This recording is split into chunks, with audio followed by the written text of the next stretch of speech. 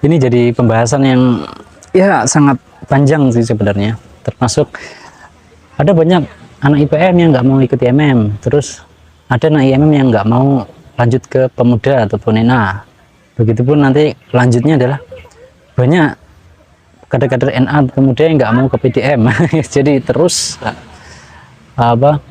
terjadi semacam itu.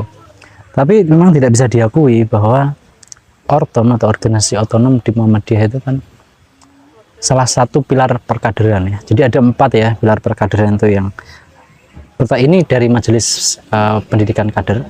Yang pertama itu keluarga, terus yang kedua lembaga pendidikan.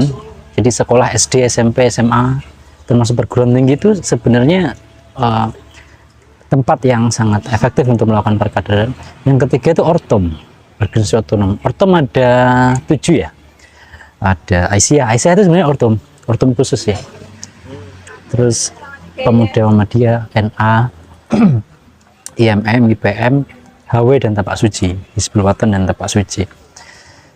Terus yang keempat itu adalah pimpinan. Jadi pimpinan itu sebenarnya punya peran untuk melakukan perkaderan mulai dari pimpinan pusat, wilayah, daerah sampai cabang.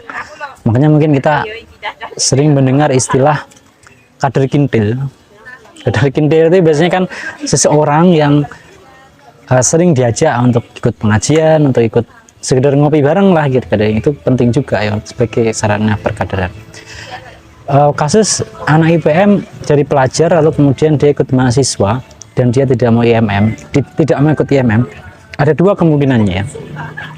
Pertama, dia mungkin merasa untuk aspek kemuhammadiyahan atau peran di kemuhammadiyahan dia itu sudah tercukupi lah ketika di ketika di IPM.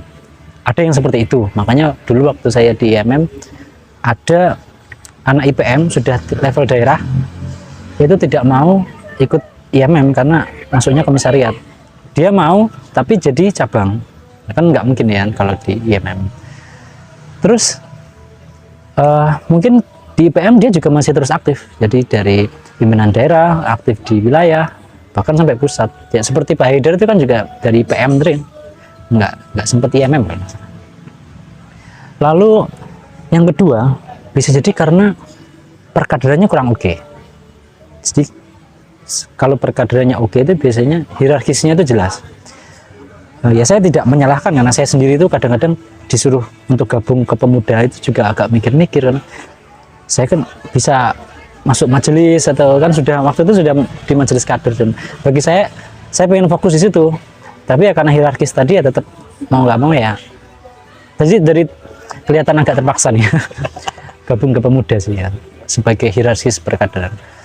Tapi memang nggak bisa dipungkiri ya kalau yang ketiga ini bisa jadi IMM di kampusnya belum ada, karena kan nggak semua kampus itu ada IMM-nya, apalagi kampus non PTM. Terus yang keempat mungkin IMM yang ada di situ nggak menarik bagi dia. Nah jadi saya termasuk yang tidak sepakat adanya keharusan untuk kader IPM masuk IMM karena alasan itu tadi ya, karena IPM wajib IMM gitu. Tapi juga tidak membenarkan kalau misalnya mereka ikut organisasi lain atau MEK lain ya. Meskipun ya kita nggak bisa mencegah ya, kan kita nggak bisa ngontrol 2 orang. Kalau mau ikut ya terserah.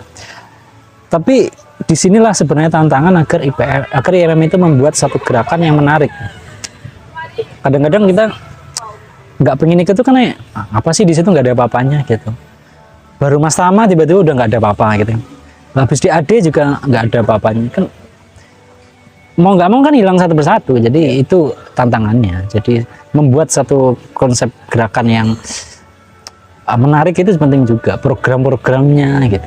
Makanya sinergisitas itu penting. Jadi pada intinya sih saya terserah ya mau ikut IPM ya. Kalau dari sisi perkaderan memang baiknya ikut IMM, tapi kalau memang punya semacam tujuan hidup ataupun pilihan tersendiri juga sah-sah saja sih. Toh dari nanti juga masih ikut NA ataupun pemuda kan. Bahkan banyak juga pimpinan kita itu yang tidak Ortom, pimpinan di tingkat daerah yang nggak pernah ikut Ortom juga banyak gitu. Meskipun pilar perkaderan ada 4 tadi ya. Ya saya kira itu. Oke, siap, terima kasih Bang Hadi.